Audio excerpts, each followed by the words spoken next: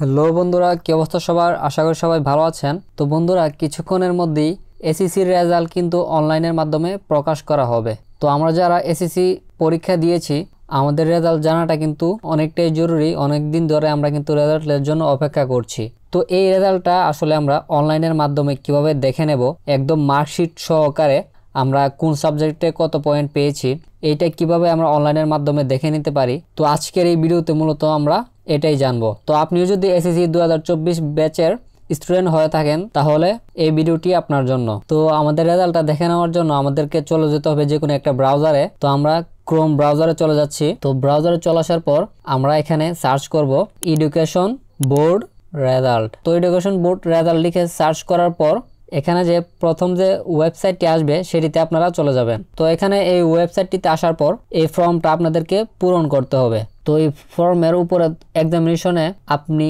Tap করে আপনি select করে নেবেন যে আপনি কোন এক্সামের রেজাল্ট দেখতে চাচ্ছেন। তো আমরা এসএসসির রেজাল্ট দেখব।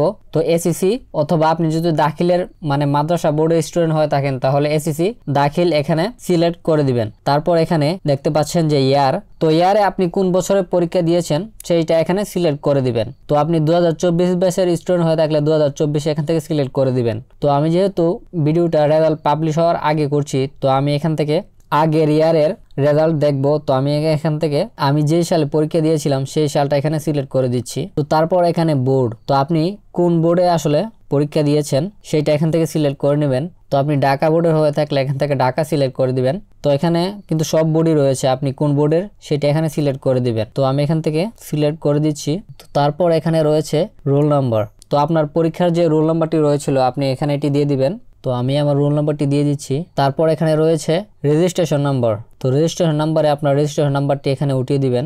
তো আমি আমারটি এখানে দিয়ে দিচ্ছি। তারপর এখানে লাস্টে যে অপশনটি রয়েছে, এই অপশনটি মূলত এই যে দুইটি সংখ্যা এখানে রয়েছে, এইটিকে যোগ করলে আসলে যত হয় সেটি এখানে আপনি বসিয়ে দিবেন। তো আমার এখানে রয়েছে 6 + 2, তো এটি যোগ করে মূলত 8 হচ্ছে। তো আমি এখানে 8 দিয়ে দিচ্ছি। তো আপনার এখানে যে সংখ্যায় থাকুক না কেন, আপনি এই দুইটিকে যোগ করে যত হয় সেটি এখানে বসিয়ে দিবেন। তো এগুলো ঠিক মতো বসিয়ে নেওয়ার পর আপনি একবার চেক করে নিয়ে তারপর এখান থেকে এই যে সাবমিটে ক্লিক করে দিবেন। তো তারপরেই দেখতে পাচ্ছেন যে আমাদের রেজাল্টটি কিন্তু এখানে কিন্তু এসে পড়েছে একদম মার্কশিট সহকারে। তো আমাদের রেজাল্টটি মূলত এই যে এখানে জিপিএ দিয়ে তারপর এখানে কিন্তু আমাদের রেজাল্টটি কিন্তু আমরা এখানে দেখতে পাচ্ছি। জিপিএ এর পাশে যে নাম্বারটি রয়েছে মূলত এটাই হচ্ছে আমাদের রেজাল্ট। আর এখানে আমরা কোন সাবজেক্টে কি গ্রেড পেয়েছি এটি কিন্তু আমরা এখানে কিন্তু দেখতে পাবো। তো বন্ধুরা, এভাবেই কিন্তু আপনি আপনার রেজাল্টটি কিন্তু অনলাইনের মাধ্যমে কিন্তু দেখে নিতে পারেন। তো এই রেজাল্টটাকে আপনি ডাউনলোড করার জন্য এখানে কোনো ডাউনলোডের অপশন নেই। তো আপনি এটাকে এখান থেকে স্ক্রিনশট দিয়ে নিয়ে কিন্তু আপনি এটাকে সেভ করে রাখতে পারেন। তারপর এটাকে আসলে আপনি প্রিন্ট করতে চাইলে আপনি ক্রপ করে কিন্তু প্রিন্ট করিয়ে নিতে পারেন। তো আশা করি বন্ধুরা আপনারাও পারবেন এখন থেকে কিভাবে আসলে এসএসসির রেজাল্ট আসলে দেখতে হয় অনলাইনের মাধ্যমে। তো আশা করি আপনার এই ভিডিওটি ভালো লেগেছে। ভালো লেগে থাকলে এই ভিডিওতে লাইক করতে ভুলবেন না। আর আপনি যদি এই চ্যানেলে নতুন হয়ে থাকেন তাহলে এই চ্যানেলটিকে কিন্তু সাবস্ক্রাইব করে রাখতে পারেন, কারণ এরকম হেল্পফুল টিউটোরিয়াল কিন্তু এই চ্যানেলে নিয়মিত পাবলিশ করা হয়। তো আপনি যদি এগুলো মিস না করতে চান তাহলে সাবস্ক্রাইব করে কিন্তু আমাদের সাথেই থাকবেন। তো দেখা হচ্ছে পরবর্তী ভিডিওতে। Until then, good by.